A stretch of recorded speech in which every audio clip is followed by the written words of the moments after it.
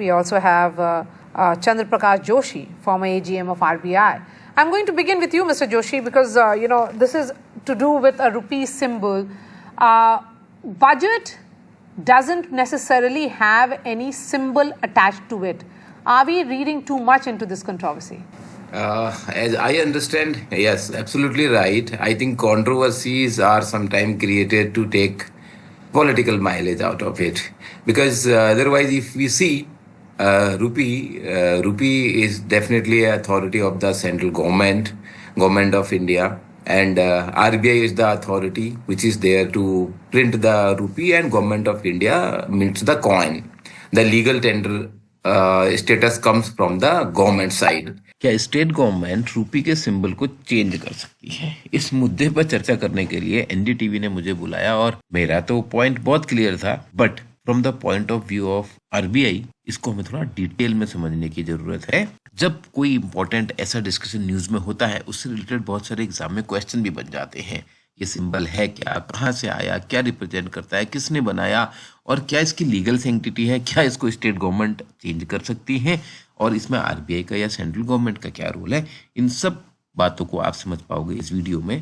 पहले समझिए legal tender. Legal tender का मतलब होता है कोई भी एक ऐसी करेंसी जिसको लॉ के रूप में एक्सेप्ट किया गया है टू सेटल दैट डेट और ट्रांजेक्शन, यानी कि अगर वो लीगल टेंडर है तो उसको कोई दूसरा व्यक्ति लेने से इनकार नहीं कर सकता है।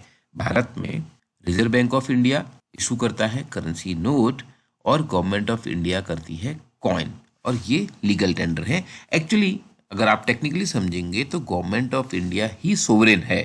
तो गवर्नमेंट ऑफ इंडिया जो कॉइन इशू करती है उसको एसेट मान के आरबीआई जो है गवर्नमेंट के बिहाफ पे नोट्स इशू करता है। तो गवर्नमेंट और आरबीआई को अलग अलग देखने की जरूरत नहीं है।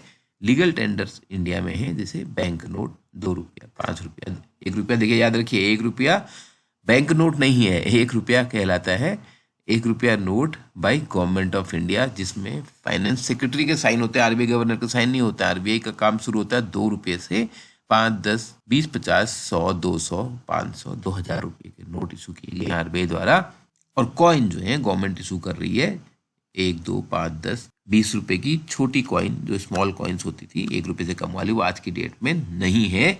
और इसका लीगल बेसिस क्या है? RBI act 1934 and coinage act 2011, जो लीगल टेंडर स्टेटस को डिफाइन करता है। इन एक्ट के थ्रू ये पावर आती है गवर्नमेंट के पास और आरबीआई के पास। केवल यही कर सकते हैं लीगल टेंडर इशू। जो डीमोनेटाइज नोट्स हैं, जैसे कि जो पुराने सीरीज के नोट थे 1000 के, 500 के, वो अगर हटा दिए गए, वो कोई लीगल टेंडर नहीं माने जाएंगे। क्रिप्टो करेंसीज, बिटकॉइन बिल्कुल लीगल टेंडर नहीं है, ये बात आप समझ लीजिए। लेकिन अच्छा, यहाँ पर आपसे एक क्वेश्चन पूछता हूँ कि सीबीडीसी लीगल टेंडर है कि नहीं, ये आपको कमेंट में बताना है, तब आपको क्लैरिटी और आ जाएगी इस पे। अथॉरिटी किसको है अब यहाँ पे? सिंबल डिसाइड करने की। और ये जो सिंबल है ये आपको देवनागरी में आर लेटर जैसा दिखता है, बिल्कुल ऐसा ही है, लेकिन जो इंग्लिश का जो आर है, ये तो यहाँ पे सिंबल है।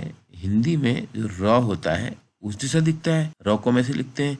इसमें एक एक्स्ट्रा लाइन दे दी गई है। इंग्लिश में भी अगर आप देखोगे तो हम इस तरीके से जो आर लिखते हैं, इसमें से ये वर्टिकल लाइन को हटा दें और यहाँ पर ये एक्स्ट्रा लाइन खींच लें, तो ये फिर रुपी का सिंबल बन गया। रिजर्व बैंक ऑफ इंडिया का इसमें एडवाइजरी रोल है। Government of India final approval देता है इस सिंबल को रिकॉग्नाइज करने की, और मिनिस्ट्री में department of economic affairs finance ministry के अंदर है, उसके यहाँ पर ये डिसीजन होते हैं। BIS इंडिया में कोई भी डिजिटल सिंबल या यूनिकोड कंसोर्शियम जो है वो उसके लिए काम करता है। इंटरनेशनल रिकॉग्निशन की बात भी होती है। तो ये जो रुपी का सिंबल, आपके लिए क्वेश्चन बनता है, रुपी का सिंबल कब अडॉप्ट किया गया? ये शुरुआत से नहीं था, 2010 में अडॉप्ट किया गया। गवर्नमेंट ने पब्लिक में ये कॉन्टेस्ट ऑर्गेनाइज किया, बोला कि आप लोग सजेस्ट कर सकते हैं कि रुपी का सिंबल क्या होना चाहिए। जैसे आपको मालूम है कि डॉलर का एक सिंबल है, ऐसे ही यूरो का भी एक सिंबल है, ब्रिटिश पाउंड का भी एक सिंबल है, जापानीज येन काफी फेमस करेंसी, इसका भी सिंबल है। तो ज्यादातर करेंसी का सिंबल है। इंडिया में नहीं था, हम INR लिखते थे हर जगह, अभी भी लिख सकते हैं INR। तो इंडियन रुपी, गवर्नमेंट ने सोचा इसके लिए एक सिंबल लेते हैं, तो उन्होंने कॉन्टेस्ट पब्लिक को ऑर्गेनाइज किया और उदय कुमार डी उदय कुमार, वो खुद एक तमिलियन है, उनका सिंबल सेलेक्ट किया जो देवनागरी शब्द रॉ और आप इंग्लिश लेटर आर का जैसे मैंने बताया वर्टिकल लाइन हटा दे तो उसके अगेंस्ट ये फिर पैरेलल लाइन जो खड़ी कर ली, इसको बोला गया कि this represent the flag of India. ऐसे 3 लाइन आ गई आपकी horizontal and it was approved by the cabinet of India. अब स्टेट गवर्नमेंट क्या इस सिंबल को ट्रांसलेट कर सकती है? देखिए पहली बात तो यह सिंबल मतलब होता है कोई साइन, उसको ट्रांसलेट करने का कोई मतलब नहीं है क्योंकि किसी एक लैंग्वेज में है नहीं। इसमें भले से ही आपको हिंदी का रॉ प्रोमिनेंट दिख रहा होगा लेकिन ऐसा कुछ खास मतलब नहीं है इस बात का। तो स्टेट गवर्नमेंट का एक तो रुपए में कुछ लीगल टेंडर में कुछ कंट्रोल है नहीं, तो वो इस सिंबल को चेंज नहीं कर सकते हैं। रुपी सिंबल गवर्नमेंट ऑफ इंडिया ने अप्रूव किया गया है, इसके कोई भी रीजनल गवर्नमेंट स्टेट गवर्नमेंट नहीं मॉडिफाई कर सकती हैं। आर्टिकल 246 जो है लिस्ट फर्स्ट में जो यूनियन लिस्ट है उसमें कॉन्स्टिट्यूशन में ये पावर केवल सेंट्रल गवर्नमेंट को दी गई है over currency and legal tender. State independently इसमें कुछ नहीं कर सकते हैं। लेकिन स्टेट क्या कर सकते हैं, वो अपनी भाषा में जैसे रुपी लिखा होता है, हम बोलते ना रुपी को आप हिंदी में रुपया लिखिए, इसी तरीके से अपनी अलग अलग रीजनल लैंग्वेज में जिस भी तरीके से लिखना है वो इसको लिख सकते हैं।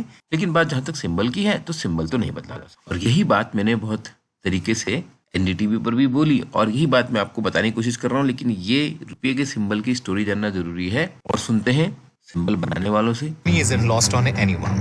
The rupee symbol was crowdsourced and it was a Tamilian, D. Uday Kumar's design that was picked. It's the state government which took a decision. They thought that probably they wanted to replace it with the regional script. I also wanted to create something which is universal and which is also very pleasing and simple, and yet which is as an impact and which is meaningful. The language debate goes back a long way in history. The Constituent Assembly saw heated arguments over the national language issue.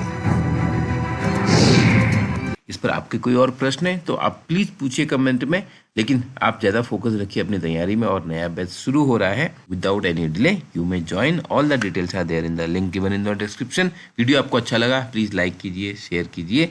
We are here to make your job preparation 50% faster. All the best.